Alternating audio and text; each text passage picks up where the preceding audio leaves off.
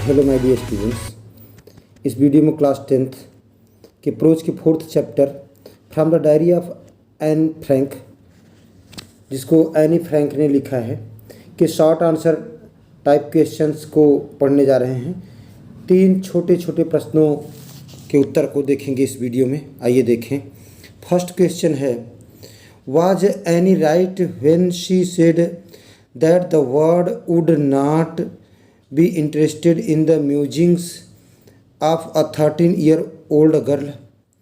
जब एनी यह कहती है कि विश्व एक 13 वर्षीय बच्ची की सोच में रुचि नहीं लेता, क्या एनी सही थी? Answer yes, Anne was right. Most of the people do not want to give importance to a child's perspective word. तो एनी ठीक कह रही थी, क्योंकि अधिकांश लोग do not want to give importance, महत्व नहीं देना चाहते, to a child's perspective word. Perspective means परिप्रेक्ष्य, तो बच्ची के परिप्रेक्ष्य में जो शब्द हों उस पर ध्यान नहीं देते। वर्ड WORD होना चाहिए था। They are too immature for the world, संसार के लिए, दुनिया के लिए वे बहुत अपरिपक्व होते हैं। But Anne Frank has become one of the most discussed of all Holocaust victims. लेकिन एनी फ्रैंक, ये होलोकास्ट मीन्स प्रलय होता है, लेकिन कहा कि एनी फ्रैंक हैज़ बिकम हुई है one of the most discussed, जिनका जिक्र किया गया है, ऑफ ऑल होलोकास्ट विक्टिम्स, सभी प्राणियों में। हर डायरी, उसकी diary, has been translated into many language, कई भाषाओं में उसका अनुवाद किया गया। Second question, there are some examples of diary और journals entries in the before you read section. Compare these with any writes in her diary. What language was the diary originally written in? In what way is Annie's diary different? तो इस भाग को पढ़ने से पहले कुछ उदाहरण diary और पत्रिका में दिए गए हैं।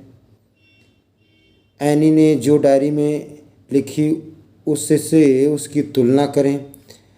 प्रारंभिक रूप में एनी ने अपनी डायरी में किस भाषा में लिखा था? किस प्रकार एनी की डायरी भिन्न है, अलग है, डिफरेंट है? Answer, Annie's diary was entirely different from most of the examples given before the text.